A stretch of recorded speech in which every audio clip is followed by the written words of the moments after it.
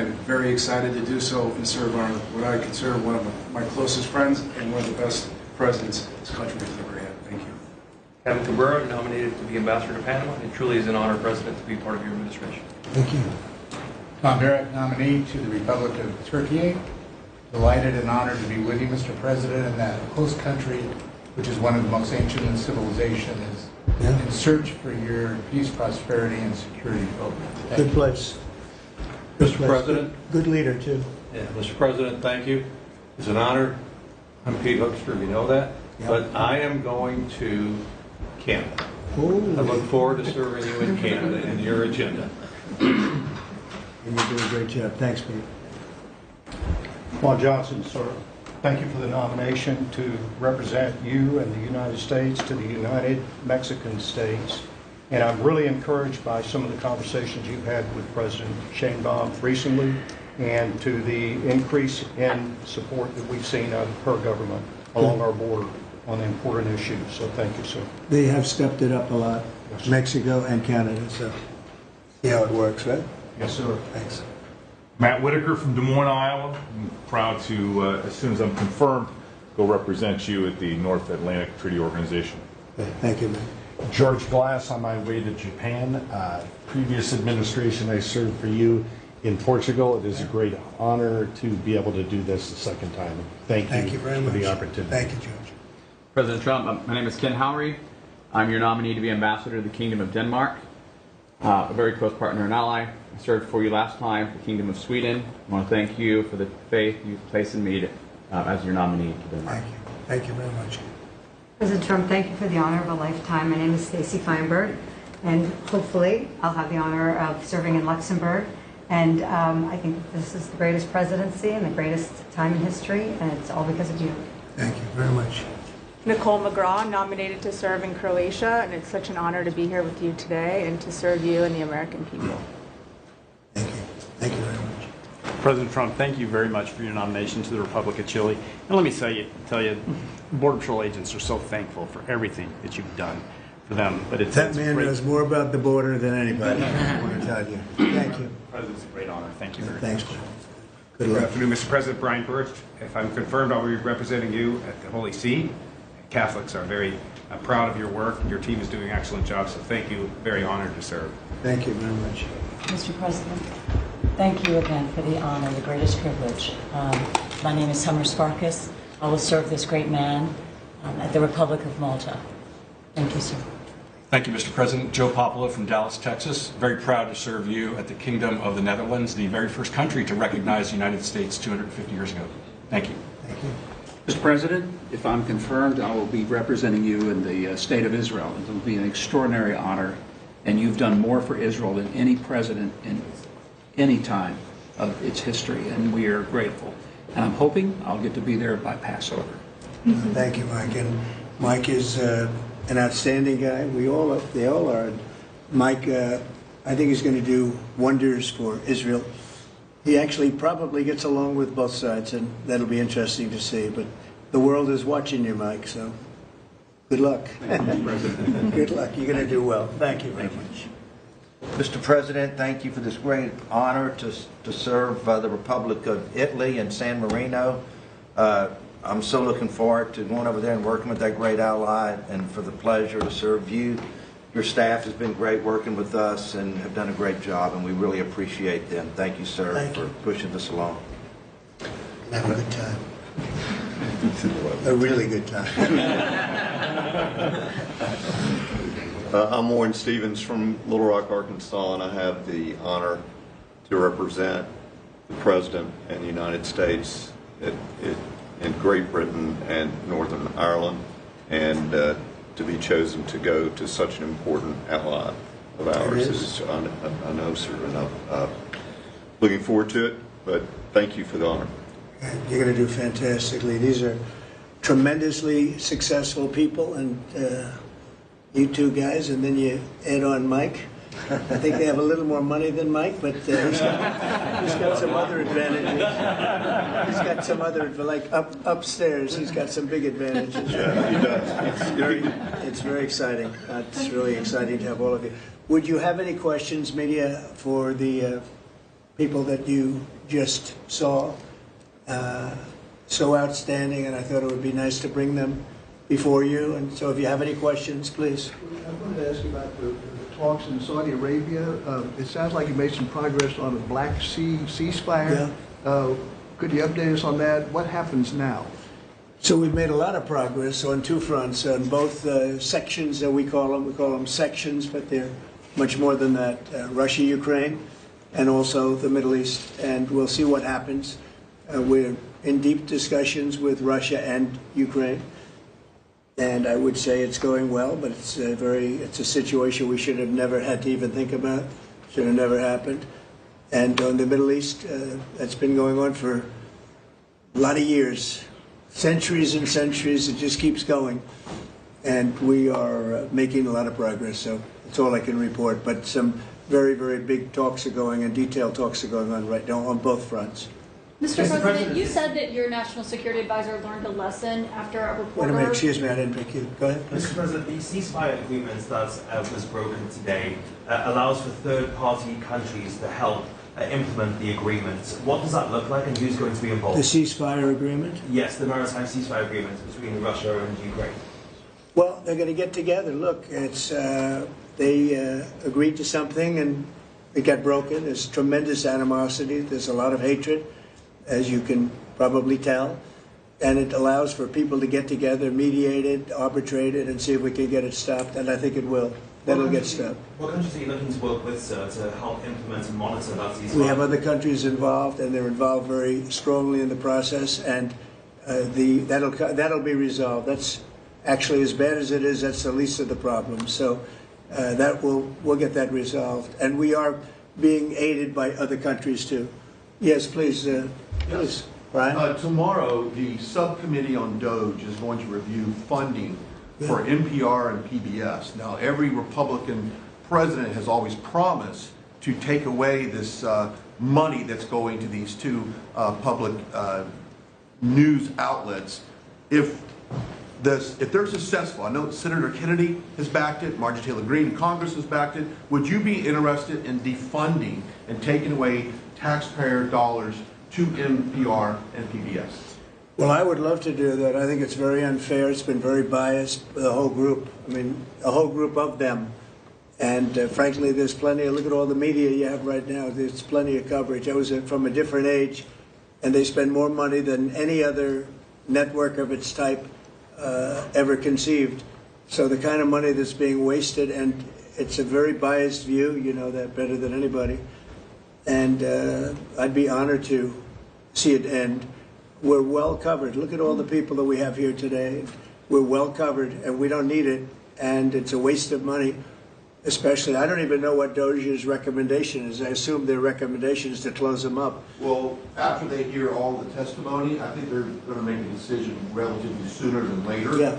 But we'll see what that turns out. I can't imagine that they wouldn't, because they have found so much waste, fraud, and abuse, hundreds of billions of dollars, and just waste, fraud, abuse. You heard yesterday some of the new things that were found. 22 billion just in environment, billion. You know, if you had 22 million, Warren, it would be nice, but 22 billion put into environmental accounts. One was 2 billion into one account, Stacey Abrams, where they had $100 in the account. And just before I came in, they put $2 billion.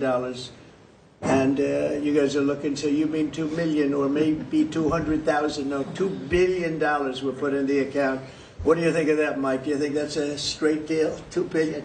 Just write me the check, Mr. President. Me to Israel. It's a horrible thing, and we have so many of those things. So they've done an incredible job, and the country wants to hear it. I think DOGE is actually very popular because of what's happening. They're hearing about all of these scams and for big, big money, tremendous amount. And when you add it up, just hundreds of billions of dollars being wasted, and much of it's fraud. You know, we talk about waste. And it is waste and abuse, but a lot of it's fraud, too. Can I follow up on something? Yeah, go ahead, Brian. I just want to follow up on that. If Planned Parenthood is defunded, would you look into the harvesting of baby organs that they've done throughout the years and maybe go after some criminal prosecution on that? Well, I think you're talking about a subject that is a heated subject, and we'll look into it. We're going to look into everything, but that's certainly a subject that's been debated for a long time, and we will look into it, yeah. Mr. President, Some senators have expressed hope that the White House will support a rescission package to codify some of the DOJ cuts into law. Where does the White House stand on that? And are you making progress? The which package? A rescission package to codify some of the DOJ cuts into law. You know what? It would be great. I think we're going to do that. I think they're going to do it. I think we're also going to be codifying a lot of the executive orders that we've done, which have been very popular. And we're looking at one, I will tell you right now, that I think perhaps will be controversial, but not with the people, and that's sanctuary cities. We're going to end sanctuary cities for some of these jurisdictions that aren't cooperating with law enforcement.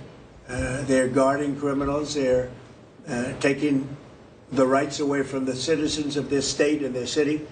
And we're going to be ending sanctuary cities if we find it necessary to do in certain major areas. And we may just end the entire thing altogether because it's just a way of protecting criminals. And nobody else is benefited by that. And for some reason, Democrats want to keep and they want to shield criminals from being sent back to their countries or being sent to prison. And in the meantime, the crime rate has gone through the roof. Under Biden, it was through the roof. It's starting to come down, but we're taking a lot of people out of here. So we may be presenting you very shortly with a executive order ending sanctuary cities. Mr. President, are you going to change any of the practices that your national security officials used after a reporter was inadvertently added to a group chat about attacks on Yemen? Well, I think it's a question I've been asked now, and I've given a few answers, and they've all been the same. We have an amazing group. Our national security now is stronger than it's ever been. We have had a very, very successful, numerous attacks on that area. These are people that shoot down ships, not only our ships, ships all over the world. They're shooting down right out of the water and damaging them badly, or they're going down. They're also shooting anything that happens to be flying in the area. We hit them very, very hard. There was no classified information, as I understand it. They used a app, if you want to call it an app, that a lot of people use, a lot of people in government use, a lot of people in the media use. And I think I'll ask Mike. Mike is here. Do you want to respond to that, Ms.? Yes, Mr. President. You asked about lessons. I think there's a lot of journalists in this city who have made big names for themselves, making up lies about this president, whether it's the Russia hoax or making up lies about Gold Star families. And this one in particular, I've never met, don't know, never communicated with, and we are looking into and reviewing how the heck he got into this room. But I'll tell you what, the world owes President Trump a favor. Under Biden, global shipping was shut down. Pinprick attacks, months between them, our destroyers being fired upon dozens of times. President Trump took decisive action with his national security team, took out the head missileer, knocked out missiles, knocked out headquarters, knocked out communication sites. And for once, as we hear, as you all hear from every one of our allies, thank God for American leadership again. Thank God for American strength. You're welcome.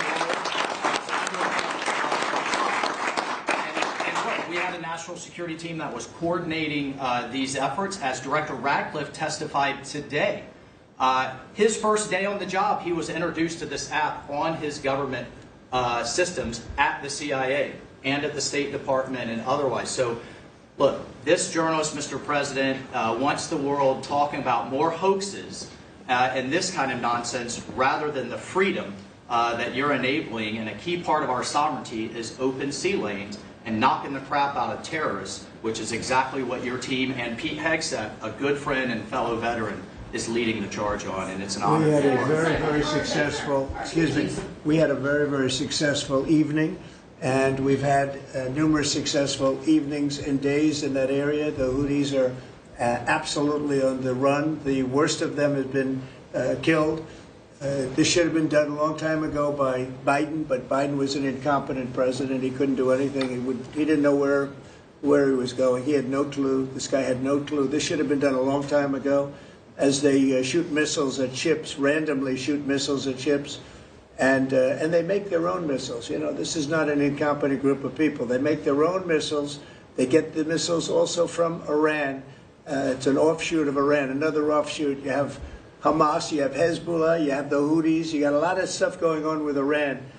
And we sent a letter to Iran. You're going to have to be speaking to us one way or the other pretty soon because we can't let this happen. But that's an app that a lot of people use. And somebody got on. I mean, happened to know the guy's a total sleazebag. The Atlantic is a failed magazine. Does very, very poorly. Nobody gives a damn about it. This gives it a little bit of a shot. And I will tell you this: that they've made up more stories, and they're just a failing magazine. The public understands that. He's a very good man. That man is a very good man right there that you criticize so strongly.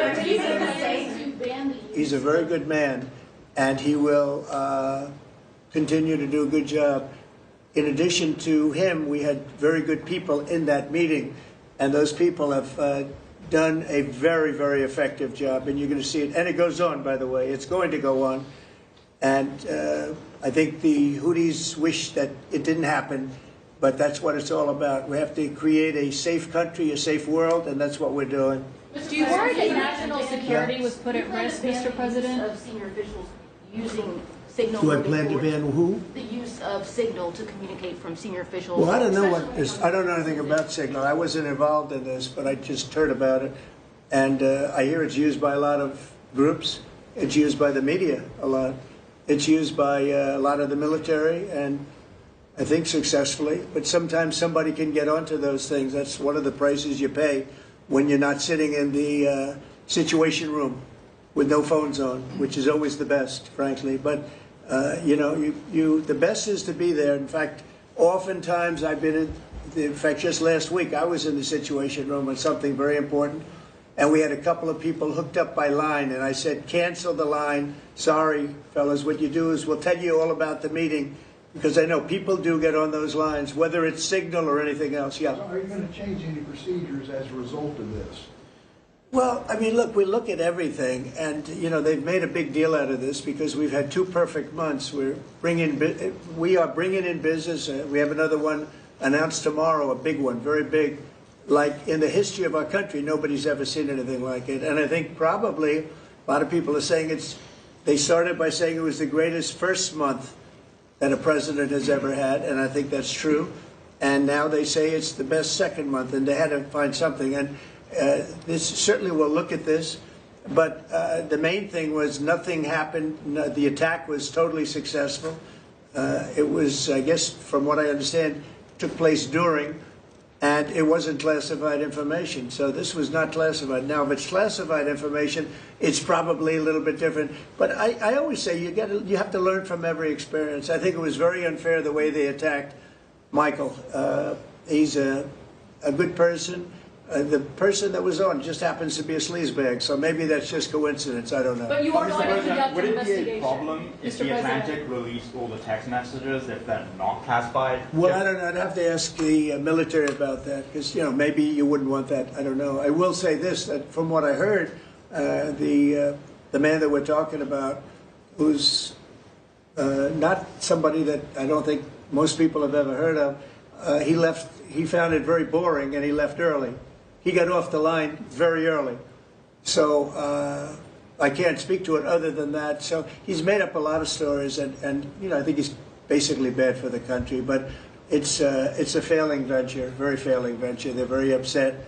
And a thing like this is publicity for them. But I don't think we should allow people that are very good, like that man sitting right at the end of the table who's done a great job, we shouldn't allow them to be hurt by it. Mr. President, can I follow up on that? Yeah, go ahead. Are you saying you're okay with the continued use of Signal by administration officials? No, that's not what I said. I said we'll look into it, but everybody else seems to be using it. It seems to be the #1 used device or app, whatever you want to call it, and we will certainly look.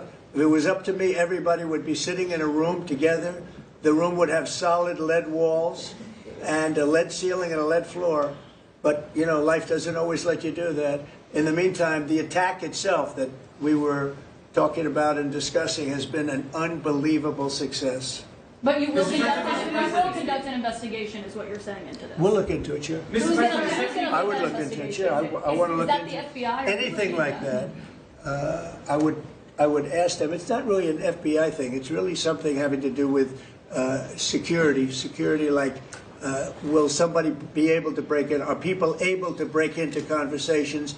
And if that's true, we're going to have to find some other form of device. And I think that's something that we may have to do. Some people like Signal very much. Other people probably don't. But we'll look into it. I think, Michael, I've asked you to immediately study that and find out. If people are able to break into a system, now in this case it wasn't that this attack was going on and nobody found out anything. And again, the person that was on, as I understand it, he left very early because he didn't find it very exciting. But I think it's something you should look into. Yes, sir, we are. We have our technical experts looking at it. We have our legal teams looking at it. And of course, we're going to keep everything as secure as possible. No one in your national security team would ever put anyone in danger. And as you've said, and we've repeatedly said, the attack was phenomenal and it's ongoing. But the media wants to talk about everything else except for the hostages you're getting out of the Middle East, Iran on its back foot, sea lanes getting reopened, peace in Europe. As we just saw today with a Black Sea ceasefire, we were just on with Steve Witkoff, myself, our team in Saudi Arabia. They want to talk about all this other stuff except for your amazing successes and the successes of your team. One of the other things, and sometimes you have to move very quickly, and there are other devices that are very good, but they are very, very cumbersome, and you're not able to use them and, from a practical standpoint. So all we can do is find out the best we have with modern technology. They'll probably get better over the years. Yeah, go ahead. Sir, on the Black Sea, so the Kremlin has said that there are several conditions that would need to be met for this agreement to happen. This includes sanction relief for banks and some companies. Did the U.S. agree to all of those conditions that they laid out? They will be looking at them, and we're thinking about all of them right now. There are about 5 or 6 conditions. We're looking at all of them. The White House has said that it's looking into how a journalist got added to that Signal chat. Is it possible that there could be a firing of even a lower mid-level official once that person is identified? About what? About the Signal chat that we've been discussing. We've pretty much looked into it. It's pretty simple, to be honest. It's not. It's just something that can happen. It can happen. You can even prepare for it. It can happen. Sometimes people are hooked in and you don't know they're hooked in. They're hooked into your line and they don't even mean bad by it. But it's not a perfect technology. There is no perfect technology. The really good ones are very cumbersome, very hard to access. And I think we're going to look at, we always want to use the best technology. This was the best technology for the moment. But again, it wasn't classified, so they probably viewed it as being something that wasn't that important. And it obviously, with the attack being, I mean, I don't know if it's been read out to you yet, but that attack was a tremendous success for the U.S., a tremendous success. Who said the information, was please. not classified? Do you think that Mike Waltz made a mistake, and does he need to apologize? No, I don't think he should apologize. I think he's doing his best. It's equipment and technology that's not perfect, and probably he won't be using it again, at least not in the very near future. What do you think? That's sir. I agree with you. Let's get everybody in the room whenever possible. A lot of times you find out defects by exactly things like that, but I don't think it's something we're looking forward to using again. We may be forced to use it. You may be in a situation where you need speed as opposed to gross safety, and you may be forced to use it, but generally speaking, I think we probably won't be using it very much. The Secretary of Defense, on that train, the Secretary of Defense, Pete Hegseth, and J.D. Vance, the Vice President, said that the Europeans were freeloading. Do you agree with that assessment? Do you really want me to answer? Yeah, I think they've been freeloading. The European Union's been absolutely terrible to us on trade, terrible. And as you know, NATO, I got them to pay hundreds of billions of dollars. They were way behind. And if you look even, if you look at Ukraine, so we're in for $350 billion because of Biden. should have never happened, this war. All these dead people should not be dead. All these broken cities that are demolished down to the ground, those gorgeous towers, the most beautiful in the world, the most beautiful spires in the world. The spires in Ukraine were said to be the most beautiful of all. Just about every one of them is lying on its side in a million pieces. It's so sad to see what's happened to a heritage. No, I think that when they say the European Union and you could say NATO also. Look, NATO, and I don't blame NATO for this.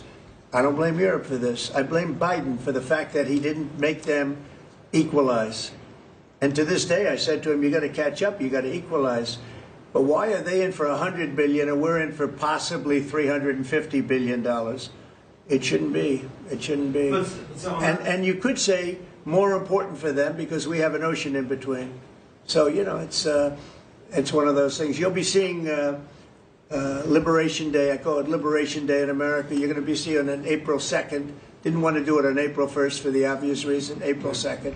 But you'll be seeing tariffs. And I think I've been very fair. I have them set. But I think I've been very fair to countries that have really abused us economically for many, many decades. Mr. President, who told you that information was not classified? Another question. Which of your national Please, security go ahead. Advisors, just following up on your comments on the economy, there is reporting that consumer confidence fell for the fourth straight month. What is your message to Americans who are concerned about... Well, I know this, that for the first time in like 50 years, right track, wrong track, we're on the right track. And I think people see that. And if you look at prices, prices are way down. You know, when I first came here, the first time I met with you people officially, they were screaming at me about eggs. I said, I've been here for a week and I'm being yelled at about eggs. Egg prices have come down 45, 50% in the last week and a half. And our Secretary of Agriculture has done a great job. As you know, Brooke, she's done a fantastic job, and others working with her have done a great job. But we brought eggs down at a level that nobody thought we could get at. I inherited that situation, and I inherited a grocery situation. The groceries went way up, an old-fashioned word, but it's a very descriptive word. Groceries have gone through the roof. And I used to campaign on it. I used to say, we're going to get groceries down, and we have got it down. I watched a certain newscast over the weekend, and a congressman, Democrat congressman, said, well, Trump's done a lot, I agree. He's been great on the border, he's been great on the military, but you know, he hasn't brought prices down. That's false. Gasoline's way down. Eggs are way down. Groceries are down, very substantially, but down. Almost everything's down. Now, I'd like to see interest rates come down a little bit.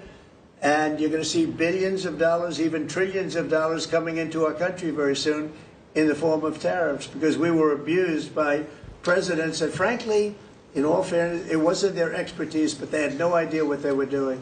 Mr. President, you say tariffs will create more jobs here in America. Oh, yeah, sure. It's going to agree.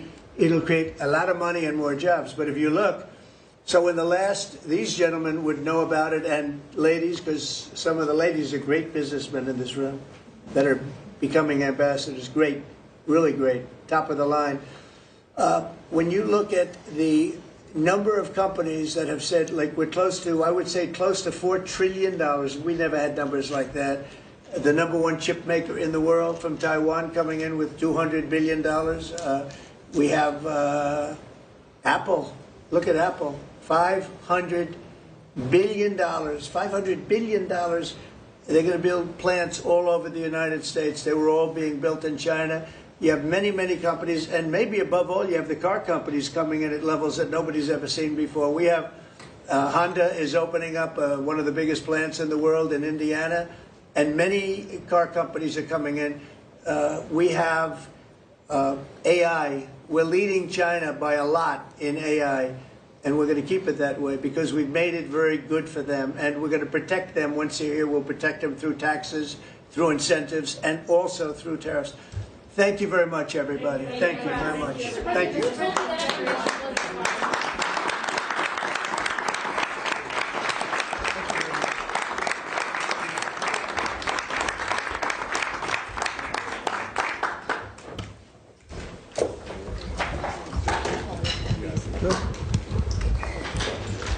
All right, you just saw President Trump there meeting with ambassadors. While there, he pardoned Devon Archer, a former business partner of the Biden family. He served as a witness against the Biden family. The president also signed a memorandum that declassified the Crossfire hurricane investigation. That's the FBI's investigation into his alleged collusion with Russian officials in order to influence the outcome of the 2016 election, which Trump called a hoax. He also signed an executive order that goes after law firms that weaponize the legal system. The most important action was signing an executive order on election integrity. That order will ensure only legal citizens can vote in U.S. elections. The president also answered questions from reporters. Once again, you were just listening to President Trump speak alongside U.S. ambassadors.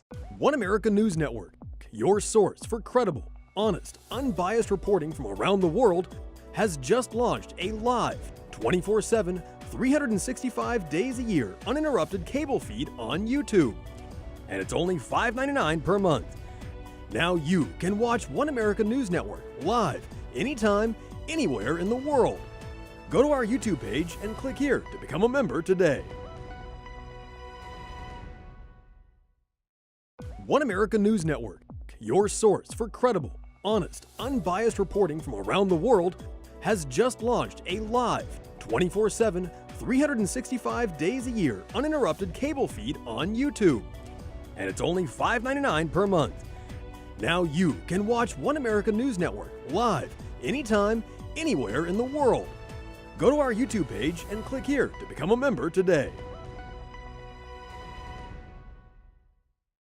One America News Network, your source for credible, honest, unbiased reporting from around the world, has just